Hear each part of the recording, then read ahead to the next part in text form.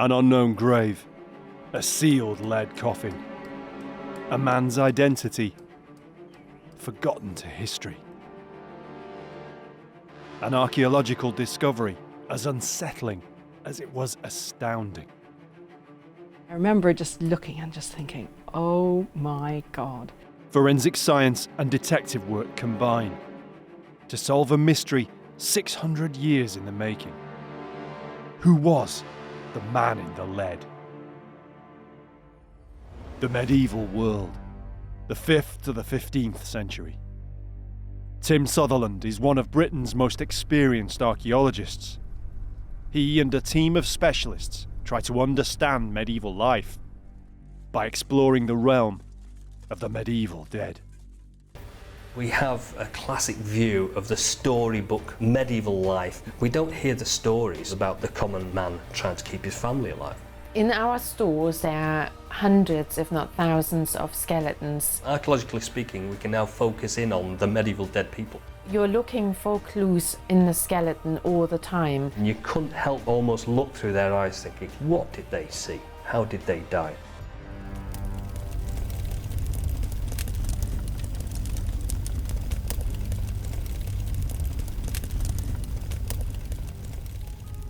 In 1981, the tiny hamlet of St Bees in northern England became the scene of an astonishing archaeological discovery. A body was found, buried in a vault for hundreds of years. But instead of skeletonized remains, what they found was a shrouded, solid corpse. Nothing like it had ever been seen before. It was extraordinarily well preserved. And it provided a unique opportunity, telling us what life and death were like in medieval times. Who was St Bees man?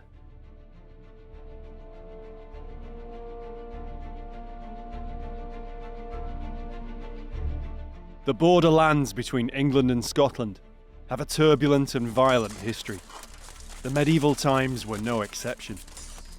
Raiding and conflict were facts of life for the people on either side, even as far south as the English Lake District.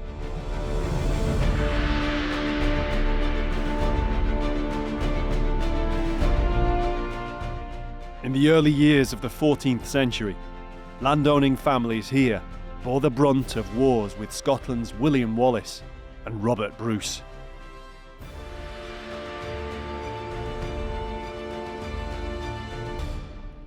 At St Bees, on the Cumbria coast, lies one of the largest priory churches in the north of England. In medieval times, it was an important place, busy with monastic life and large estates across the rugged hills. In 1981, it became the scene of an amazing archaeological discovery. A routine excavation was drawing to a close. Trainee archaeologists had uncovered a dozen or so graves of medieval monks or priors. Simple burials, just skeletons remained, as expected after centuries in the ground. But then they found something entirely unexpected. They came across the remains of an earth-filled burial vault deep beneath the priory's car park. It held two burials. One was a skeleton like the rest, but the other was in a lead coffin. The trainees had no way yet of knowing, but they'd made the archaeological find of a lifetime. A man buried hundreds of years before, yet preserved as though he died only weeks ago. The discovery of St Bees man became known among academics, but in an era before today's mass media, it hardly made the news outside the local area. When Tim Sutherland first heard it, the story had already become the stuff of archaeological legend. I remember when I first heard about the St Bees man story. It was fascinating in that it hit the headlines, it was really big news, everybody was very excited. Then it sort of faded away and it became less famous, less well known, almost disappeared from the background of archaeological literature, etc. And then a few years ago, somebody came to me and said, have you seen this video of the autopsy? And I thought, this is amazing. It's 700 years old, an autopsy of an individual rather than a skeleton. And so I looked at the video and I thought, this is unbelievable. We need to know more about this individual. We need to find out more, and therefore we need to take it away from the underground sort of anonymity of it and back into the public perception about what happened, how important it was. Can we find out anything more about it? Now, more than 30 years later, Tim heads north to St. Bees to find out more about the story. Ian McAndrew and Chris Robson are on hand to show him the dig site. The 1981 excavation wasn't the first. They remember how the investigations began originally on open ground, nearby the Priory Church.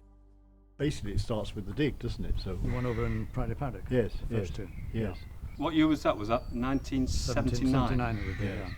So there was a dig here before they found anything significant. They were were two- digging the- around the priory. There were two digs over in Priory Yes. Paddock. Right, so what did they find? Did they find any structures? A lot of water. They were looking for the original monastic buildings on that side. In practice, they didn't find very much of any interest. And then they came in the summer. It only rained, wasn't it? Yeah. And they said over there it was hopeless. Right. So they came here and thought, well, okay, here's a car park. It'll be drier. It'll be drier. They was trying to find stuff here, and it was hopeless because they had to go down about 3 feet. Well, at least that. Then they got down to the monastic burial level and found, In this area here? yes, Right. in this area here, and found a prior, the bones of a prior with a chalice, Oh, right. which was somewhere here. And But then, most of those were over on that side. yeah, It But wasn't. were they quite condensed in terms of the Yes. number of burials per Yeah, square I metre? think there were about 12 burials, if I remember Right. rightly. The car park area where they dug had once been the site of the medieval priory's south chancel. Little was known about this, apart from when it was demolished. This enabled the archaeologists to establish a rough date for the burial of the lead coffin. this was a south chancel, and that south chancel fell down in about 1500. So in fact you could say, okay, this body has to predate 1500. Right, So you because could you want to almost- bury somebody outside in that That's manner. right. So you Well, it could, wouldn't be outside, it'd be inside the But, chancel. Yeah. but was the Yes. chancellor fallen down? so you could almost on that bit of paper say age unknown, but pre 1500. 1500. He's seen the site as it is today. But to learn exactly what the dig uncovered, Tim visits the University of Leicester. Deirdre O'Sullivan was the lead archaeologist. The original dig plans and drawings are a mine of information. The other monastic burials were mostly in this area, but we had burials of both phases in this area. So who excavated St. Bees Man? Was that you or? Well, a variety of people Yes, yes, uncovered yeah. the coffin. We had to lift it first, and that was quite a big job because it was very, very heavy. And so it was lifted out of the vault and then taken to a space just off site. And then Malcolm opened it up, and I heard this, and then there was a strange smell that wafted over the faces. Well, the smell wafted over the air, and the faces of people all went. And I remember just looking and just thinking, oh my God. Because when he lifted the coffin lid, or the bit that he'd cut off, there was this body in a shroud. And I had no idea, no expectation at all. Ian McAndrew, who is a local doctor who was standing on the spoil heap with great stamina, filming it all, he made the suggestion that the local morgue in West Cumberland Hospital in Whitehaven might be able to accommodate it.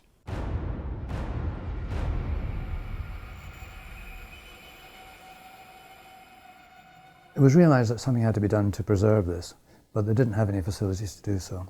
And it was lucky that I happened to be there that day, because I had contacts in the hospital through professional contacts. So I said, excuse me, I know where there's a big fridge. It's lucky Ian McAndrew was present that day for another reason. He had with him his Super 8 home movie camera, but he had little idea that this would enable him to capture a unique moment during the excavation. I don't know, didn't always carry the Super 8 camera with me. So I had some inclination that, or indication that there was a a significant find. And I took the camera down with me for that. And must admit that I didn't expect what we did find. Ian's footage is a priceless record of the moment the heavy lead coffin was lifted from the grave. This is the other side of that dig area where they found various there's monastic steps. burials. Yeah. I've seen the pictures of the autopsy, but this is, to actually watch an excavation from 1981 is fantastic, but of an excavation that's so important is unbelievable. I can't believe that you or anybody else had the foresight to walk up to that site and start taking a cine film of it. I think at this stage we probably didn't realise how important it was because we hadn't opened the coffin. True. It wasn't until we opened True. it the panic started in a way. So that's Well, uncovering Yeah, the it's lead, just, the it's lead just coffin. basically uncovering it. This is as it happened, as Yeah, it it was. came out of the ground, or Yeah. as he came out of the And ground. that's when we opened the lid after being cut open by That's the still saw. unbelievable, isn't it? Deirdre O'Sullivan and the crowd of villagers look on transfixed as the coffin is opened for the first time in nearly 700 years. So St Bede's man is lying there, the lead has been peeled off the top, and you can see him, and you can see the state of the preservation in terms of the lead and the cord. So it's unbelievable, really. It was now that Ian's suggestion of the big fridge led to the body being sent to a nearby hospital morgue. It was a race against time to preserve the corpse before it began to decompose, but as they found out, hospital red tape couldn't be bypassed. It was slightly bizarre because, of course, the hospital mortuary technician insisted on going through the normal procedure of admitting a body and asking name, don't know, place of death. Well, we found him in St Bede's, but we don't know where he died. Age, no idea, but he was found just yesterday, but we think he must be at least 700 years old. And so it went on, trying to fit this thing into modern admission techniques, which resulted in a somewhat bizarre conversation at the hospital. The hospital photographic department had a Umatic video camera, state of the art for 1981. As well as Ian's footage of the coffin opening, there would also now be an audio-visual record of something completely unique. The autopsy of a man, his body miraculously preserved, who had lived and died almost 7 centuries before. Dr. Eddie Tapp performed the post-mortem. Ian McAndrew and Deirdre O'Sullivan were both present. Right from the start, they were all staggered at the degree of preservation they found. When he was finally exposed and you saw his face, it was really amazement that it was so well preserved. The fact that you could still see the pupils, you could see the iris. There were details that you could see in this body that to find them in something that had been buried for so many years was really quite astounding. This was the face of a medieval man. His beard and skin were stained by thick pine resin that had been smeared all over the linen shroud. He was about 40 years old. Archaeologists are used to skeletons, but this was something entirely different. I dug up dozens of skeletons myself, planned and recorded them, and have dug up some more since. At no time have I ever encountered anything like soft tissue, never mind a preserved body, and my expectation would be that such a thing was not within, to put it mildly, the normal run of events of what you'd expect to find in a medieval cemetery. Deirdre could only look on as the autopsy continued. It seemed the remarkable state of preservation wasn't confined to the body's exterior. This is the moment Ian and the pathologists looked inside the chest cavity.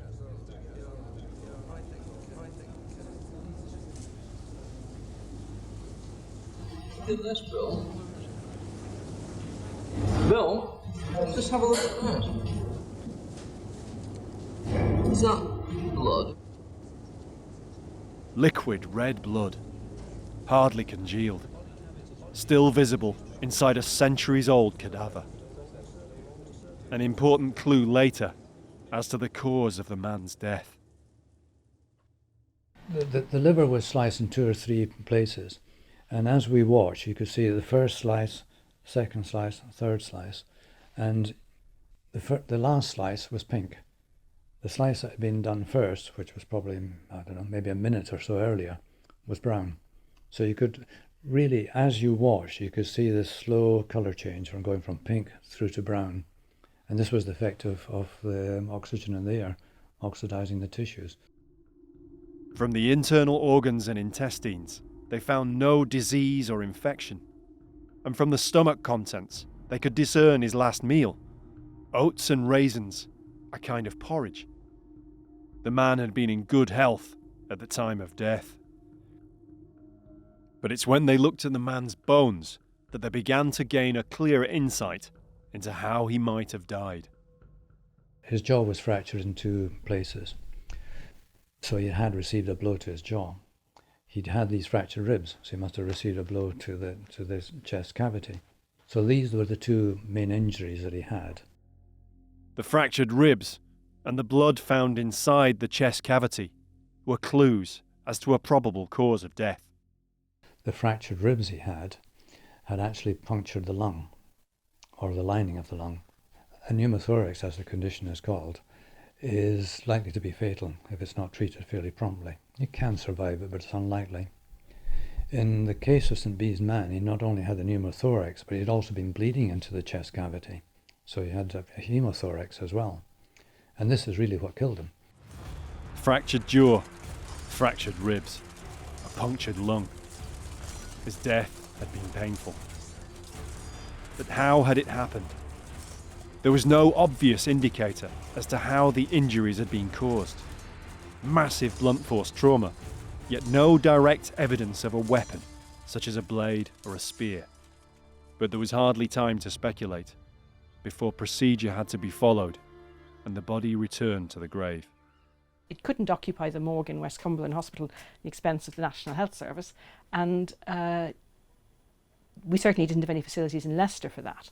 So it seemed the best thing to do. With simple ceremony, the man in the lead was reinterred at St. Bees, where he still lies to this day. But who he was remained a mystery.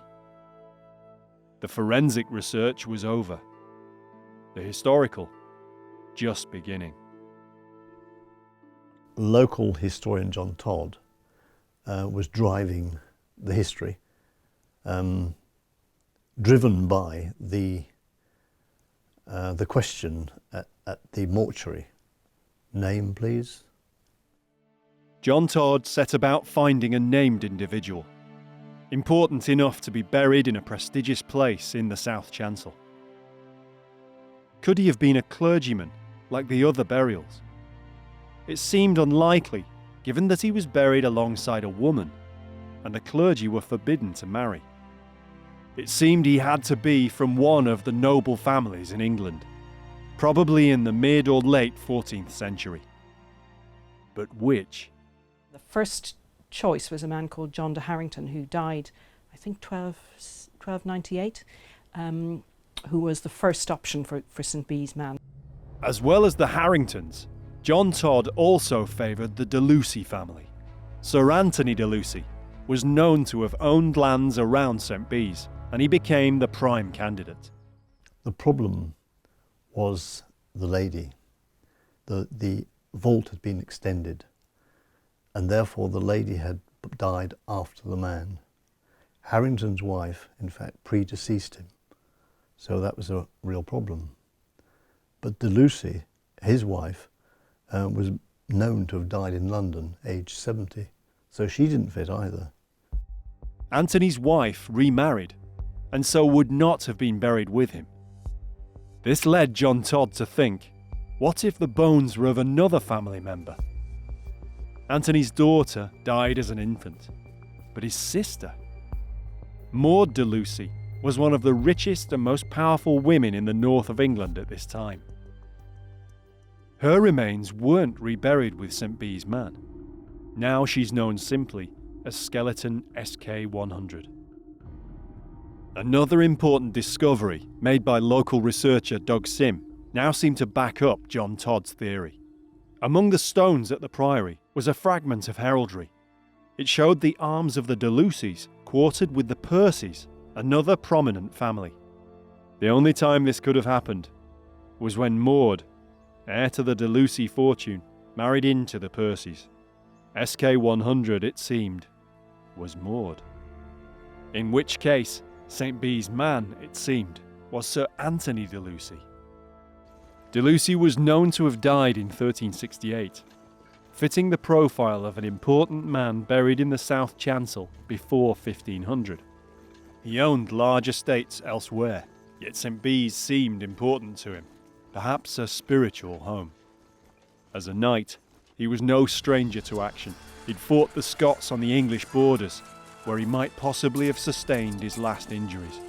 Yet just then, it seemed the trail would lead no further. And then, very unfortunately, almost at the same time, John Todd had a heart attack and died very suddenly. It was an enormous loss to to everybody. You know, he was Mr. History. Chris Robson carried on the research John Todd had begun. He knew there was one problem with confirming once and for all the man in the lead as Anthony. De Lucy was recorded as having died overseas. If this was true, how could he be buried at St. Bees in England? In the medieval period, you just don't send people home over a long distance from overseas.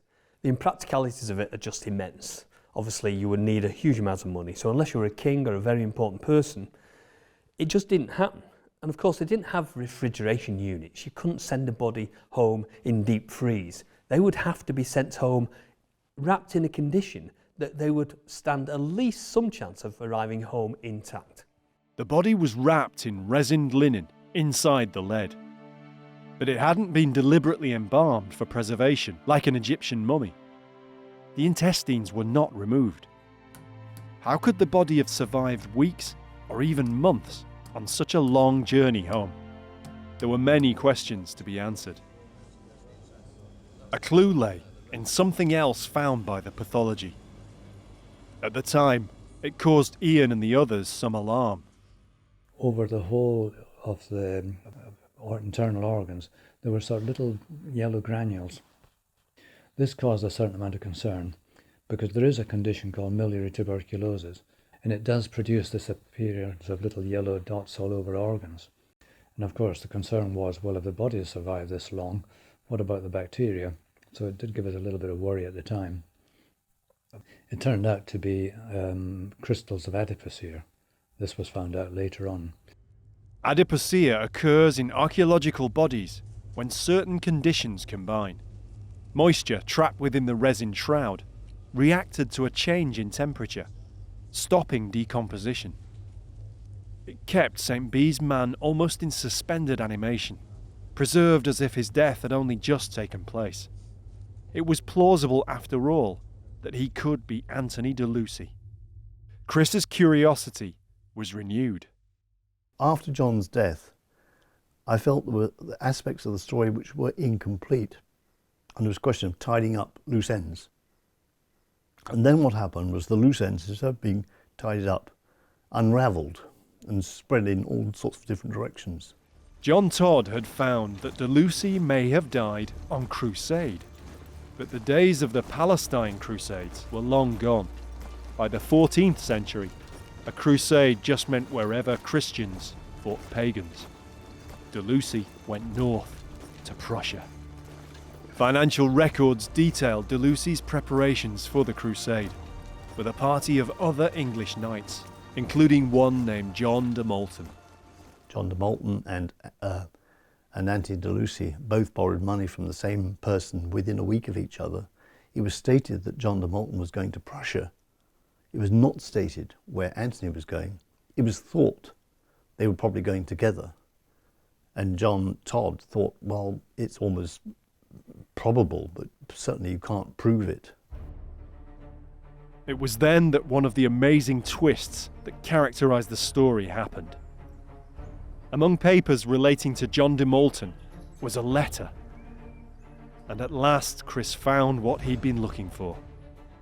And then suddenly this letter turns up in Magdalen College, Oxford, written by John de Malton to his wife in November 1367, saying, "Dear wife, I am going with my friend Anthony de Lucy to Prussia." And you think, wow, where's that been? Suddenly you have written evidence that the two were going.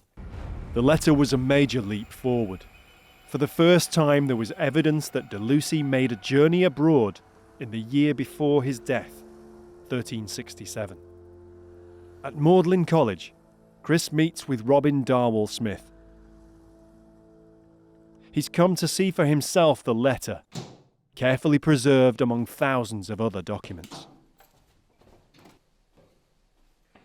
Welcome to Magdalen's Muniment Room. Wow. Well, this is state-of-the-art archival storage circa 1480. I am doing the same job here that my predecessors have been doing for hundreds of years. And this cupboard contains documents about Malton Hall. And we took this out some years ago and flattened it for better conservation. And so here it is. And it's a letter from Sir John de Malton to his wife, written in 1367, just before he's going off on crusade in Prussia. This is extraordinary. This is almost, I think this is almost the first time that somebody who is associated with St. Bees has actually come in direct contact with the letter, which tells this extraordinary story. Now it's all in medieval French. I'll try to translate. So, chère compagne, dear companion. I do like that way he talks to his wife. And that's rather Yes, it is. affectionate and formal manner all at once. It is in fact very personal, isn't it? So sachez, know that Anthony de Lucy and me and all our company are taking our journey to the parts of Sprus, it says, but that's Prussia to Prussia, you. yes. So that's the important bit. That They are on their way to Prussia. Yes. With, of course, a date. Yes, The and date the date is down here, given at London. There it is, the Feast of St. Clement. Can you see? Right, yes. Yeah. St. Clement's Day, the 23rd of November. The letter proves Anthony de Lucy was heading for Lithuania. For John de Malton, it was a last goodbye to his wife and a home he would never see again. For Chris also, the letter is tinged with sadness. Our local historian, John Todd, was searching for this documentary evidence for year after year after year, thinking it must be somewhere. And he's not here to see it. Oh dear. Because he died, sadly, some years back, always thinking sometime this documentary evidence will turn up. So there's a sort of double sadness. Yes. Chris now had the strongest case so far to believe the body in the lead was Sir Anthony de Lucy. Now, as he delved deeper into what was known about the man, he found de Malton and de Lucy and their party would not have been alone when they reached Prussia. They were with the most renowned fighting men in Europe at that time, the Order of the Brothers of the German House of St. Mary in Jerusalem, the Teutonic Knights. For Chris, the story had become even more intriguing. And I then get in contact with the people the historians, say, I think we've got the possibility of, somebody called Anthony de Lucy who might have joined the Teutonic Knights. And eventually I get hold of Tim Gard, who's written his book, and he says, oh, Anthony de Lucy, I'll look him up in my notes.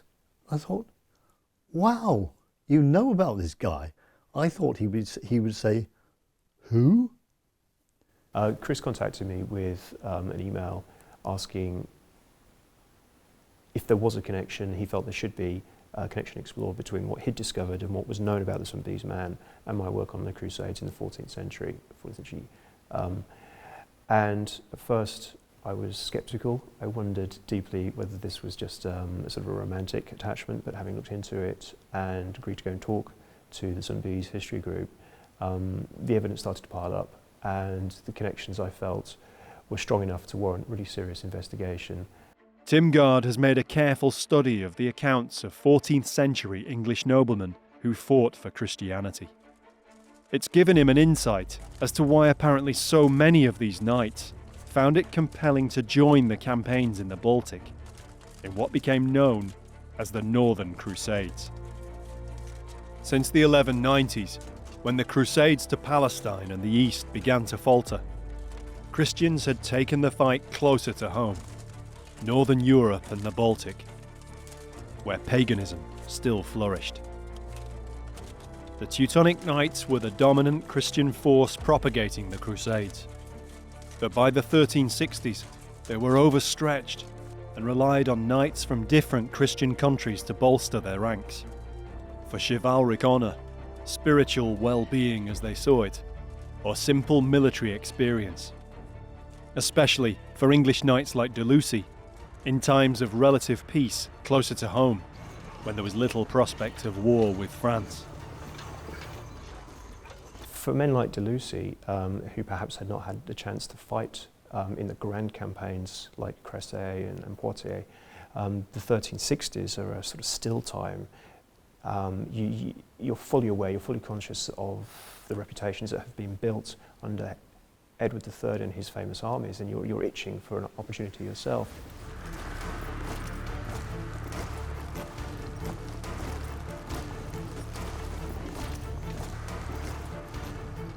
Sometimes they went off to join the Teutonic Knights almost as a holiday, I think, in the sense that they'd go out there possibly for 6 months simply to join in the fighting. They would come back with the prestige of being a crusader. Some of them went off for spiritual reasons, but some went off for the pride of the family, and in some senses to come back with a ticket saying, of course, I've been a crusader and therefore in fact I have less time in purgatory.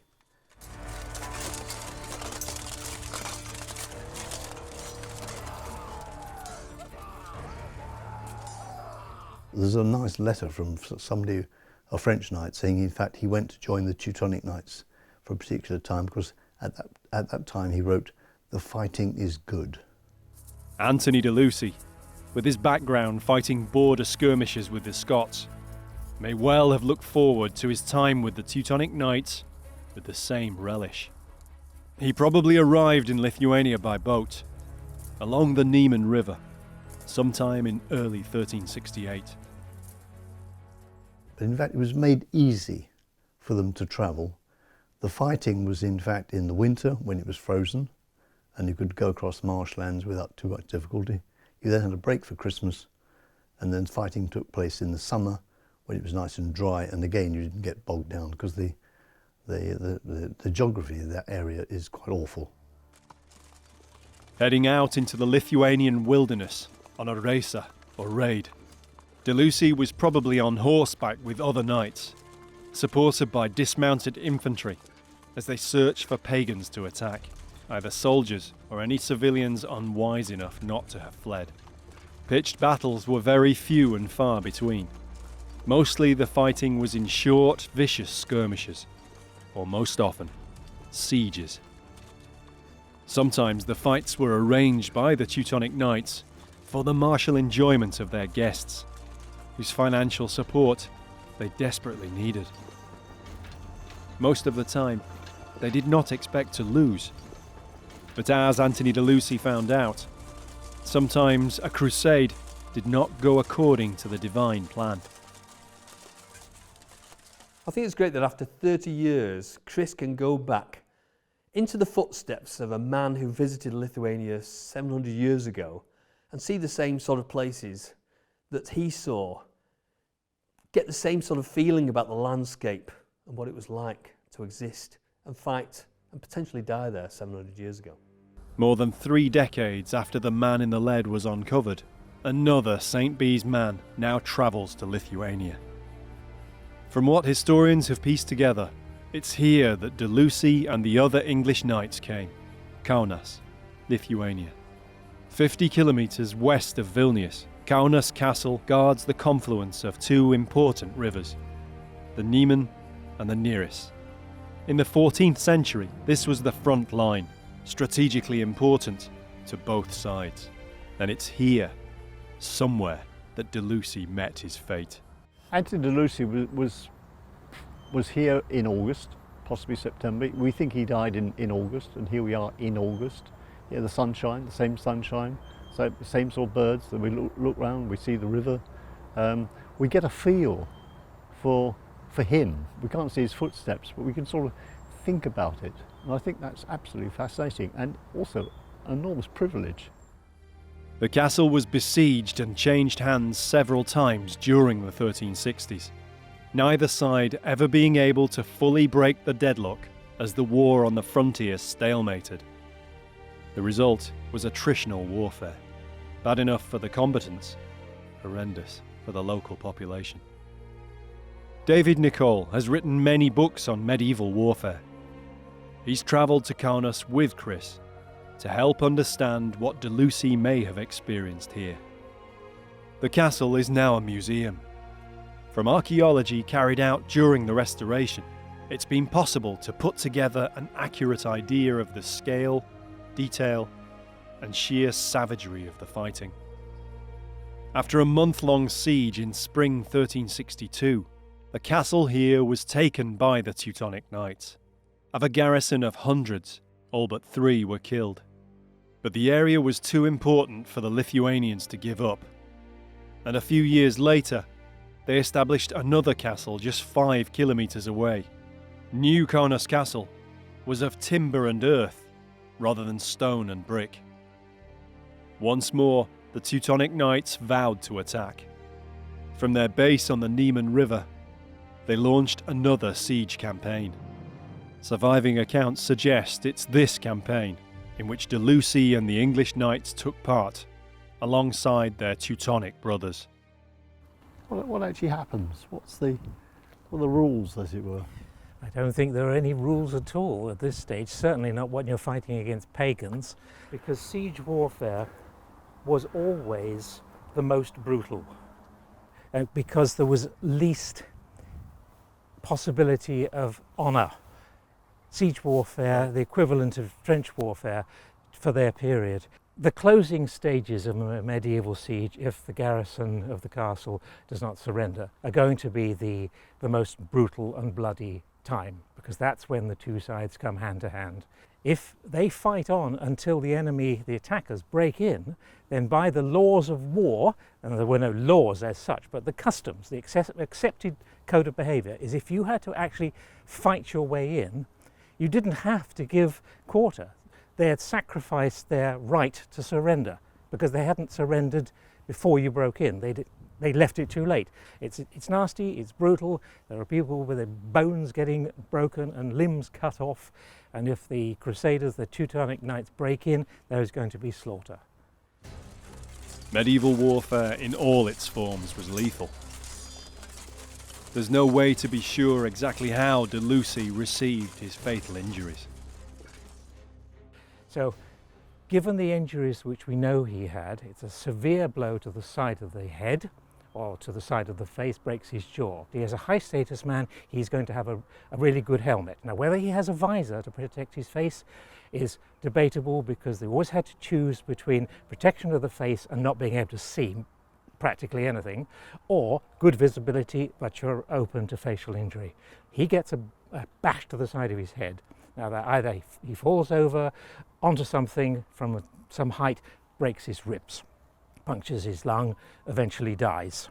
Now if he's wearing armour or a coat of plates, that could well prevent a cut but would not prevent the break, because a coat of plates it's like a modern bullet armour. The plates, the actual armour itself, can still go into you and break your ribs. All that remains is to make a final pilgrimage. The exact location of New Kaunas is now lost. Chris and David head out to see for themselves the wilderness in which it stood. Somewhere near here was the scene of de Lucy's last fight. So this would be about as close as we're ever going to get to New Kaunas. Yes. And one look back to 1368 and say, well, somewhere here is where he died. Yes. But goodness knows where.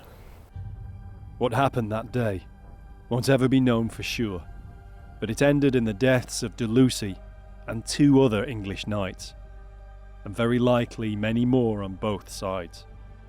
Chris's research has helped him draw some kind of understanding of a story which he and others have been researching for decades.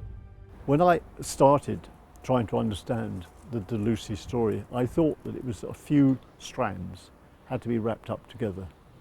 And as you wrap up the strands of the story, you realise, in fact, it simply unravels on you. And it keeps on unravelling. So I suspect it will continue to unravel. I don't think we'll ever get to. I always thought there will be, at some point, a final full stop. And then we'd say, finished. But I was told firmly by my wife, history never has a full stop.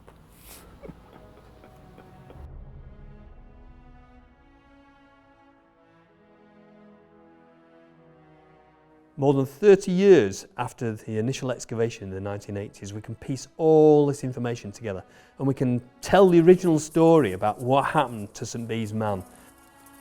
Sir Anthony de Lucy, an English knight of the mid-14th century, who'd fought in skirmishes against the Scots, who'd mortgaged land or property to join the Northern Crusades, either for his soul, for the military experience, or simply the honour. But there was little glory in the bitter siege fighting at Kaunas. In a landscape blasted by years of war, he heard he was to take part in an attack on a new pagan fort. From the injuries on his body, he may have been in the thick of the fighting, perhaps eager to break through the defences, be the first over the wall.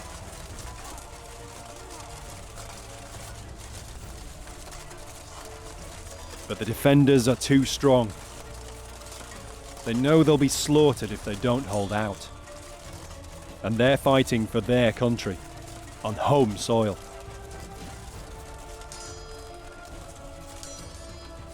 The attack stalls.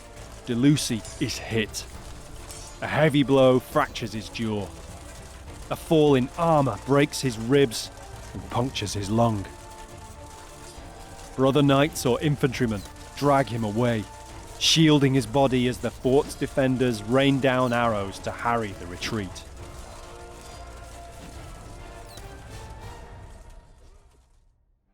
He's evacuated by boat, back down the Niemen River. Perhaps he makes it, perhaps he dies on the water. He's a foreign knight who sacrificed his life for the cause. The Teutonic Knights perhaps intend to bury him with honours, yet his surviving friends or servants honour a pledge or a last request. The body is wrapped in a linen shroud, sealed with resin, then encased in lead. He's then returned home, across the sea, back to the beautiful wild hills of the north of England, where once again he lies to this day.